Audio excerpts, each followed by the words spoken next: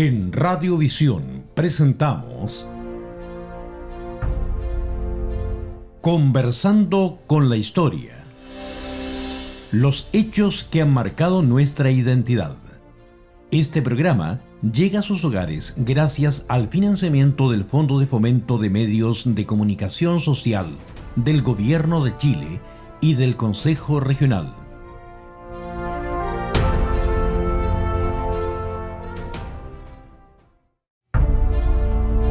Nuevamente conversando con la historia a través del 107.7, somos Radiovisión, estamos con este programa que no tiene otra pretensión que adentrarnos en lo que somos. Junto a mí, Marcelo González Borí, como siempre con su gentileza. Marcelo, bienvenido aquí a la radio. Y la pregunta que queremos hacer es adentrarnos en una historia, no digo negra, oscura a lo menos, ¿no es cierto? Sí. Que tiene que ver con el proceso de chilenización de Tarapacá. ¿Qué es esto? ¿Cómo lo podemos explicar así en palabras sencillas? Históricamente podríamos hablar que es un proceso bastante largo. El proceso de chilenización va desde la propia ocupación de Iquique en 1879 hasta 1929, es decir, estamos hablando de 50 años casi justos, un ciclo bien cerradito, bien acotado, que tiene sus pic tanto en acciones violentistas como en la acción del gobierno central, en tres periodos también muy acotados, que son 1881, 1883, 1911, 1913, 1926, 1929. Esos son los pics, pero dentro de este proceso que macro dura 50 años. Es un proceso, como tal, tiene sus altas, sus bajas, tiene una génesis, tiene una conclusión. Una conclusión, claro. Una conclusión que me parece que todavía no está escrita. No, por supuesto. No. O sea, lo que pasa es que nosotros somos hijos de ese proceso también, de alguna forma, que lo hemos ido modificando, lo hemos ido mudando a raíz de que va cambiando el etos, los paradigmas, pero somos parte de... Y no podemos negarlo. No podemos negarlo.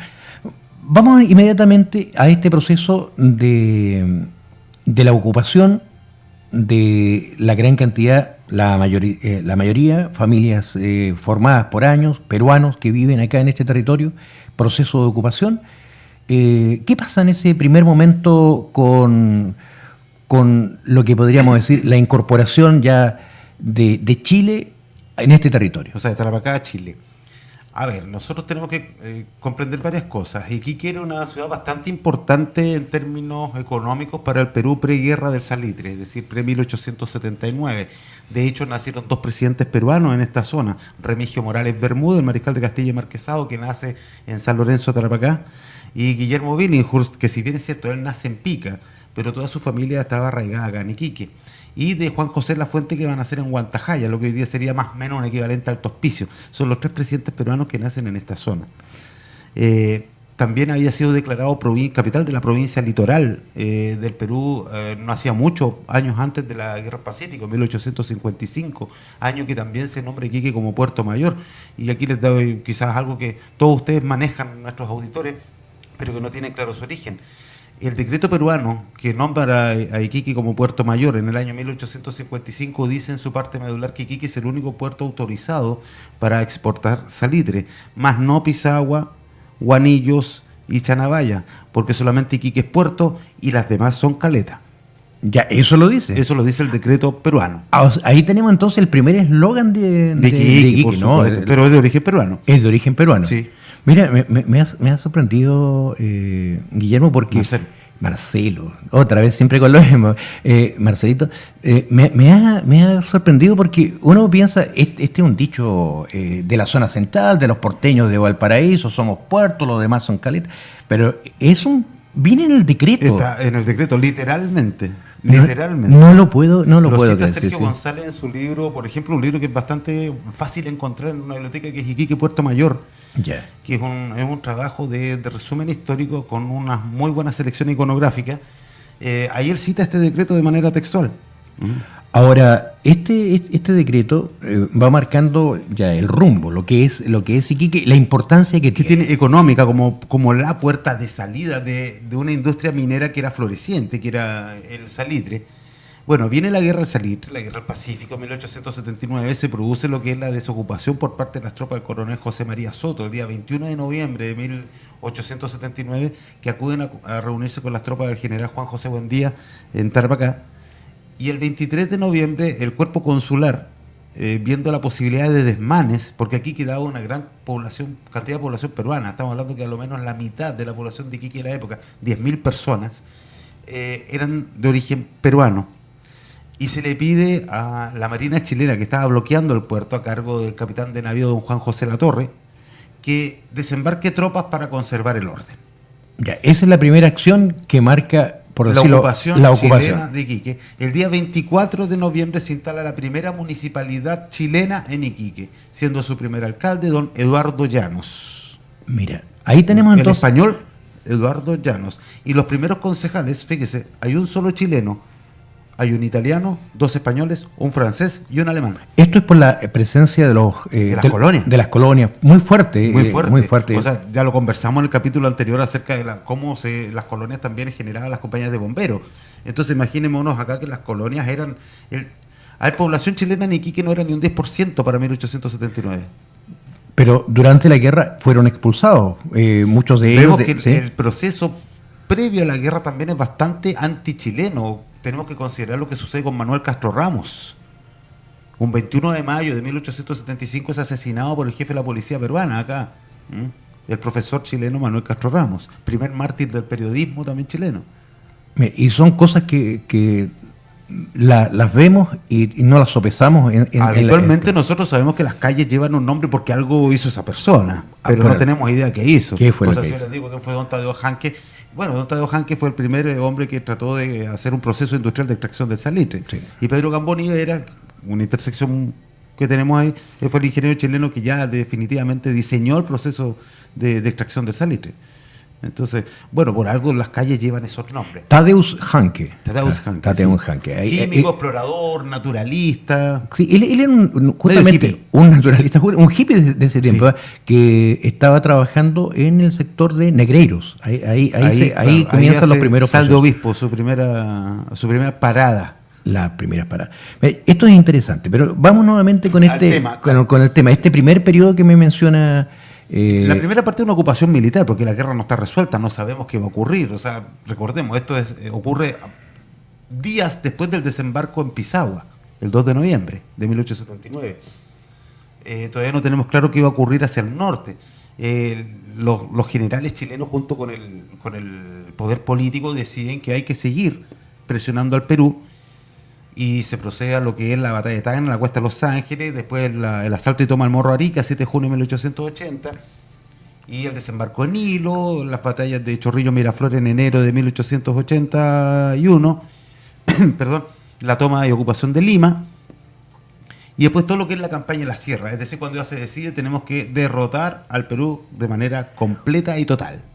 Fue un periodo muy largo, porque el primero es rapidísimo, se llega al desembarco en Pisagua, las batallas en la campaña de Tarapacá, el ejército del sur de Perú es diezmado, se llega hasta la campaña de Lima, o al campo de la Alianza primero ahí en Tacna, donde ahí queda sellada la suerte del ejército del sur, y de ahí, bueno, prácticamente campo libre para llegar hasta Lima. Iván, la batalla de Chorrillo es el 11 de enero de 1881, la batalla de Miraflores el 13 de enero de 1881 y Lima se ocupa el 15 de enero.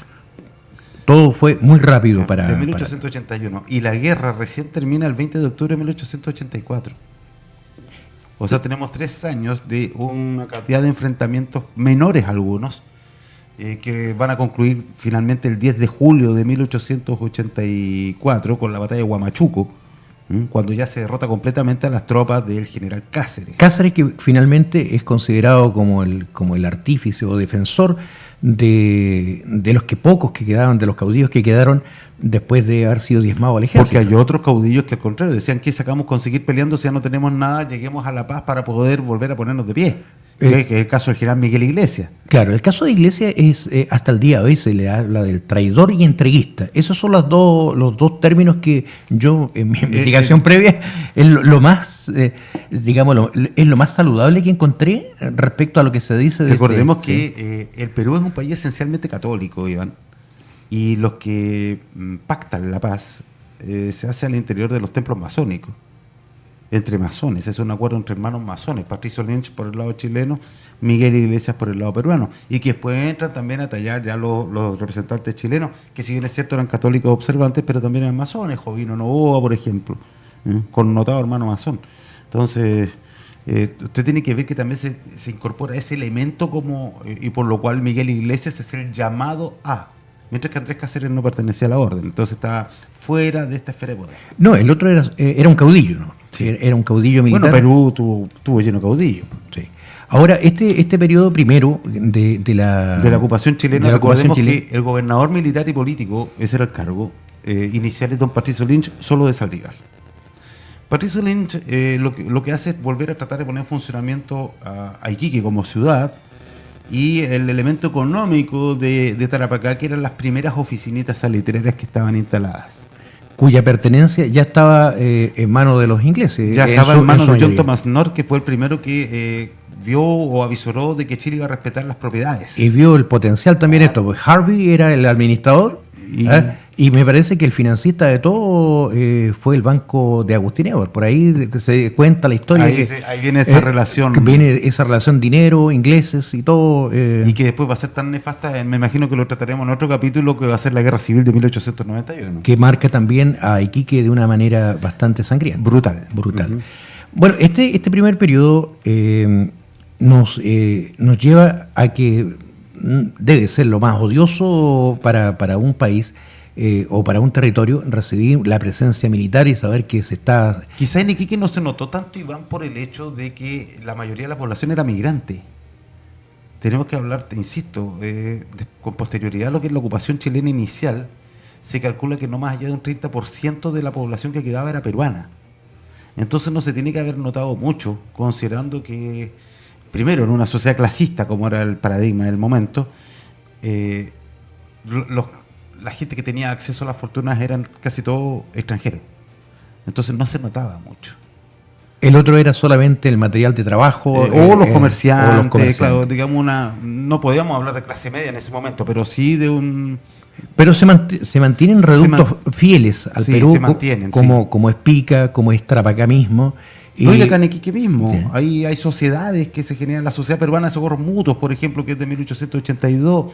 Hay organizaciones, la compañía número 10 de bomberos, que es de 1887, es la compañía peruana. Que tratan de conservar las tradiciones y las costumbres. Y a un grado de acervo, digamos. Sí. Bueno, este primer periodo, podemos decir, digamos, que... Quiero acotar algo, Iván, perdón. Por favor. La chilenización de la primera parte tiene un componente primariamente militar, pero de ocupación, no de cambio de etos. Pero en un segundo momento viene el cambio geográfico de la ciudad, que es lo que nosotros hablamos acerca del pretexto de los incendios para cambiar la orientación de las calles y la renominación de las calles, que ahí tenemos ya una muestra física de chilenización. Cuando se comienzan a cambiar el nombre y la orientación. Por ejemplo, Moquegua, que cambia. Mistitumbes. No, Tacna va a cambiar recién. Después.